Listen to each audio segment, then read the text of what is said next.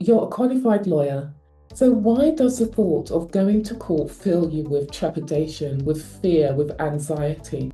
Perhaps when you step into the courtroom, you feel nervous. Perhaps your stomach churns. Perhaps you get butterflies. Perhaps you start sweating. And then you sabotage yourself with negative self-talk. I don't belong here. This case is too complex. My opponent is far more accomplished and experienced than I am. The judge is going to ask me a question I don't know the answer to. I'm going to be exposed. And suddenly all the training that you received at law school goes out of the window. If this sounds like your experience, then I want you to know that you're not alone.